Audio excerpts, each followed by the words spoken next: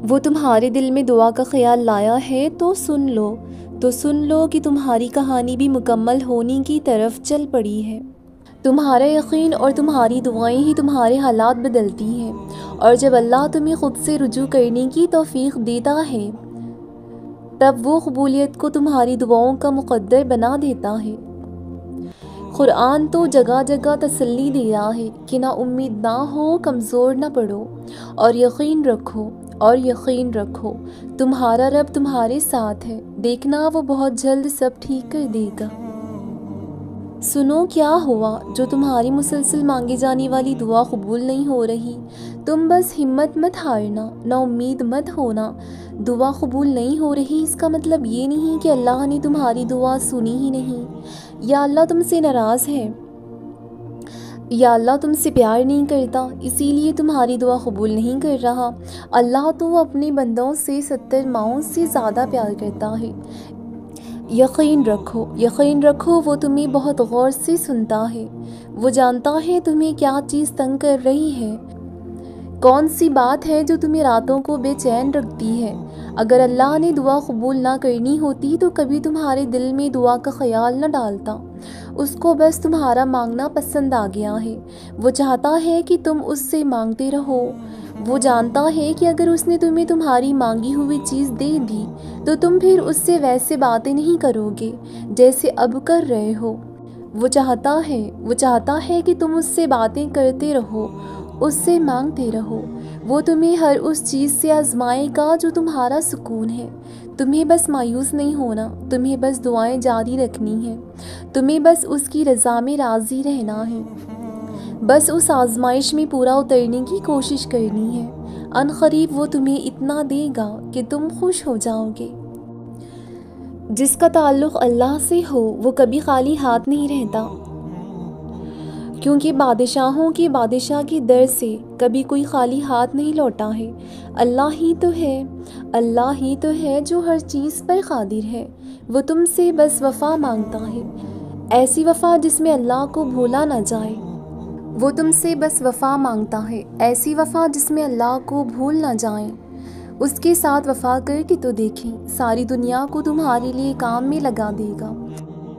وہ تمہیں اتنا نوازے گا کہ تم سنبھالتے ہوئے بھی تھک جاؤ گے، اور دعاؤں سے تو اللہ بھی مل جاتا ہے۔ تو پھر یہ چاہت کیا چیز ہے؟ بس تمہیں یقین رکھنا ہے کہ جو اس سے مانگ لیا جائے وہ مل کر ہی رہتا ہے۔ تمہارے نصیب میں جتنے بھی معجزے ہیں سب اللہ نے سنبھالے ہوئے ہیں، تھوڑا سا انتظار کر لو، وہ معجزے بس کچھ وقت میں ہونے والے ہیں۔ تمہیں لگتا ہے کہ یہ ناممکن ہے، لیکن اللہ کے لیے کوئی کام مشکل نہیں، وہ ہر شے پر قادر ہے۔ وہ جانتا ہے کہ آپ کس تکلیف سے گزر رہے ہو، آپ کا صبر کبھی ضائع نہیں جائے گا۔ اللہ ہی دو جہانوں کا بادشاہ ہے، اور اللہ ہی ہمیں وہ دے سکتا ہے جو ہمیں چاہیے۔ ہم انسان تو بے بس ہیں، ہم چاہ کر بھی وہ حاصل نہیں کر سکتے جو ہم چاہتے ہیں۔ ہمارے ہاتھ میں بس کوشش کرنا ہے، اور اس کوشش کے ساتھ ساتھ دعا کرنا ہے، اس کے علاوہ ہمارے ہاتھ میں کچھ نہیں ہے۔ نتائج صرف اور صرف اللہ کے اختیار میں ہیں، وہ چاہے گا تو ہی ملے گا، وہ کن فرمائے گا تو ہی فیکن سے معجزے بنیں گے، اور اگر اللہ نہ چاہے تو کوئی کچھ نہیں کر سکتا۔ اللہ نہ چاہے تو کوئی بھی آپ کی مدد نہیں کر سکتا، اللہ نہ چاہے تو کوئی بھی آپ کے لیے وسیلہ نہیں بن سکتا۔ انسان ہماری مدد نہیں کر سکتے، اور اس میں انسانوں کا بھی کوئی قصور نہیں، کیونکہ ہم ہیں ہی کمزور۔ آپ خود سوچیں، آپ کب تک کسی انسان کی مدد کر سکتے ہیں؟ کبھی آپ پر بھی تنگی آ سکتی ہے، اور جب آپ پر تنگی آئے گی تو آپ کے لیے اپنے علاوہ کسی اور کی مدد کرنا ناممکن ہو جائے گا۔ آپ ایسا تھوڑی ہے کہ آپ جان بوجھ کر مدد نہیں کر رہے، لیکن ایسا ہے کہ آپ کی بس میں اب اتنی طاقت اور استطاعت نہیں رہی۔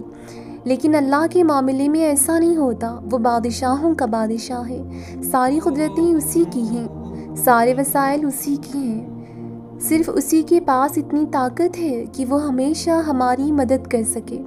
صرف وہی ہے جس کے خزانے کبھی تنگ نہیں ہوتے۔ تو پھر آپ اللہ سے کیوں نہیں مانگتے؟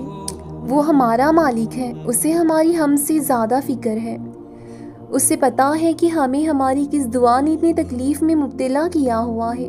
اسے علم ہے کہ ہم کس چیز کے لیے اتنا ترس رہے ہیں۔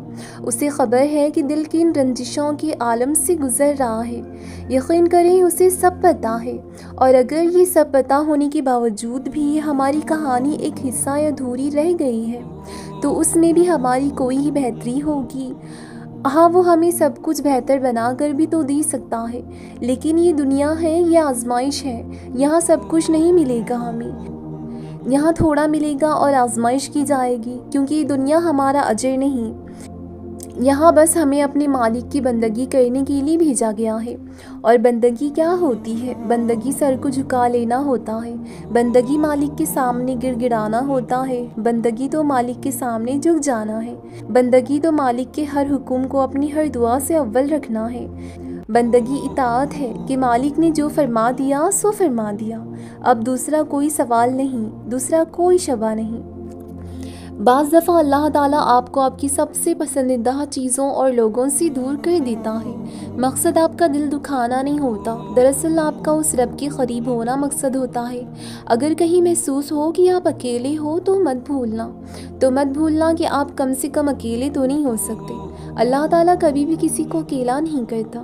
دل کی گہرائیوں سے پکارو اللہ کو۔ آپ کی ماں آپ کی ایک پکار پر اتنی تڑپتی ہے تو وہ کتنا پاس آتا ہوگا، کبھی امید نہیں کھونی، کبھی اداس نہیں ہونا، کیونکہ وہ کبھی امید توڑتا ہی نہیں، وہ دلوں کو جوڑنے والا ہے، وہ نور اعلیٰ ہے، نور کر دیا کرتا ہے۔ جان لو آزمائش وقتی ہوتی ہے، جتنی جلدی آزمائشوں سے مایوس ہونے کے بجائے رب سے لو لگا لی، اتنی ہی جلدی آزمائشوں سے دسترس بھی پا لو گے۔ ایک بات ہمیشہ یاد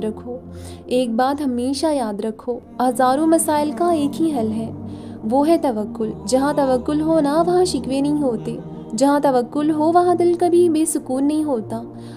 اگر پھر بھی لگتا ہے کہ ہمت باقی نہیں اب، تو جان لو وقت آزمائش اب ختم ہونے کو ہے۔ اللہ تعالیٰ قرآن میں فرماتا ہے کہ میں کسی بھی جان کو اس کی طاقت سے زیادہ نہیں آزماتا ہوں، تو کیسے ممکن ہے تمہاری آزمائش ختم نہیں ہو سکتی؟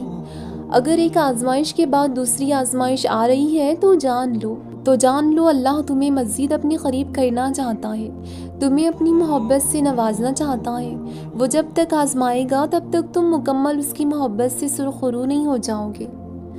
آزمائش ایک طرح سے آپ کو مضبوط کرنے کے لیے بھی آتی ہے، جو کہ بہت ضروری ہوتا ہے۔ اللہ جانتا ہے کہ بہت کمزور ہو آپ، اسی لیے انہی چیزوں کے ذریعے آزماتا ہے جو آپ کی من پسند ہوتی ہے، اور یقین کرو اسی آزمائش سے آپ اتنے مضبوط ہو جاؤ گے کہ کوئی آپ کو کچھ بھی بول دے آپ کو فرق نہیں پڑتا، کیونکہ آپ خود بھی مضبوط ہو جاتے ہو اور اللہ سے آپ کا رشتہ بھی مزید مضبوط ہو جاتا ہے۔ پھر آپ سب کچھ اللہ پر چھوڑ کر بے فکر ہو جاتے ہو۔ دلوں کی حال اللہ سے بہتر کون جانتا ہے، اور تقدیروں کی خیل بھی اسی کے ہاتھ میں ہے، تو پھر کیوں مطمئن نہیں ہو، کیوں سوچوں میں گھرے ہوئے ہو، کیوں اس کی بادشاہت پر یقین نہیں، کیوں اس کے فیصلوں پر راضی نہیں؟ جب اللہ جانتا ہے کہ کس وقت کیا بہتر ہے، پھر دل میں وسوسوں کا سوال ہی پیدا نہیں ہونا چاہیے۔ اگر ابھی بھی سوچوں میں ڈوبے ہوئے ہو، دل بے چین ہے، تو سمجھ جاؤ تم دل سے راضی نہیں، اس کے دل بے چین ہے، تو سمجھ جاؤ تم دل سے راضی نہیں اس کے فیصلوں پر۔ صرف زبان سے کہہ دینا توکل نہیں ہوتا، بلکہ زبان کی اقرار سے پہلے دل سے راضی ہونا توکل ہے۔ اگر اللہ نے آپ کو آزمائش دی ہے تو اس کا مطلب یہ نہیں کہ اللہ آپ سے ناراض ہے یا آپ کو سزا دے رہا ہے۔ جان لو آزمائش کا مطلب یہ ہے کہ اللہ نے تمہیں اپنی محبت کے لیے چن لیا ہے۔ آپ یہ کیوں نہیں سوچتے کہ اگر اللہ کو سزا ہی دینی ہوتی تو وہ پھر آزمائش سے نکالتا ہی کیوں؟ ہاں، یہ بات سچ ہے، آزمائش میں ڈالنے والا اللہ ہے اور آزمائش سے نکالنے والا بھی وہی ہے۔ آزمائش بظاہر تو ایک لفظ ہے، لیکن دراصل یہ رب سے جڑنے کا ذریعہ ہے۔ ہم کہتے ہیں کہ اللہ تو ہم سے 70 ماؤں سے زیادہ پیار کرتا ہے نا، تو وہ ہمیں آزمائش ہی کیوں دیتا ہے؟ ہم کہتے ہیں کہ اللہ تو جانتا ہے کہ ہمیں کس چیز کی خواہش ہے، تو انتظار ہی کیوں کرواتا ہے، بن مانگے کیوں نہیں عطا کرتا؟ ذرا سوچو، اگر یہ معمولی سی آزمائش نہیں بھی آئی تو اللہ سے کیسے جڑ پاتے آپ؟ اگر دعا نہیں ہوتی تو اللہ سے ہم کلام کیسے ہو پاتے؟ اللہ پاک مختلف ذریعوں سے آزماتا ہے، کبھی لے کر تو کبھی دے کر، لیکن یاد رکھیے گا آزماتا صرف انہیں ہے جنہیں اپنے خزانوں سے نوازنا چاہتا ہے۔